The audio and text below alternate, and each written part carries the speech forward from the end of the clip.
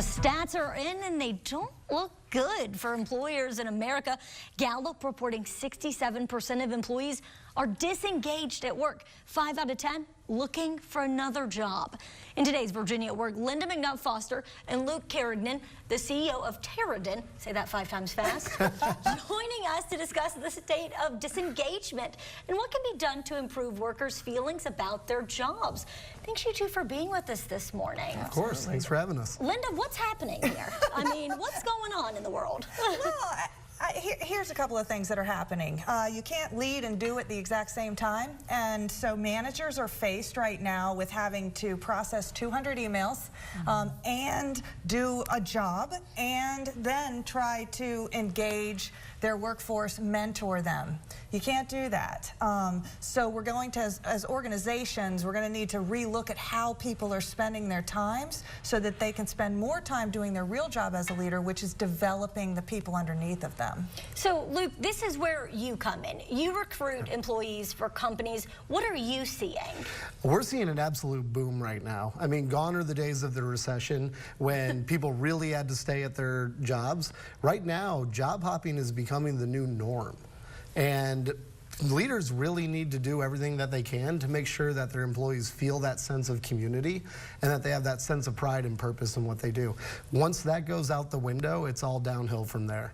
You know, Lynda and I were chatting, and it's all about taking the time to work on your business and not necessarily in it. And unfortunately, you know, for the employees, we're their first person that they reach out to once it's time to go find another position. But if people would, if leaders would take that time out of their day and focus on the business, on the employees, and building that sense of community, I think they're going to be pleasantly surprised to see that money isn't not the #1 reason why folks are staying in their job. Now, some employees or their employers may be wondering, what do I need to do? Like, what am I actually doing wrong? Can you give me maybe an example of what I should do and what I should not do? I think you need to start listening, and you start needing to do stay interviews, right? So determine who are the people you really want to stay at your organization and have a stay interview with them. Ask Kathlynn, what's working for you right now? What's not working for you? And note those things and determine if there's a theme and if there's anything that you can actually do as an employer to make things better. And 9 times out of 10, there actually is. You just haven't asked. And Lou, tell us very quickly, are there signs that employers should be looking for?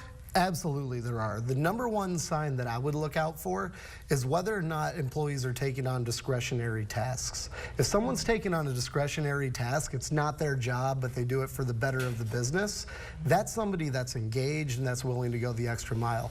Now, we've all seen those team members that just want to do the bare minimum. They do what they're paid for and then they want to go home.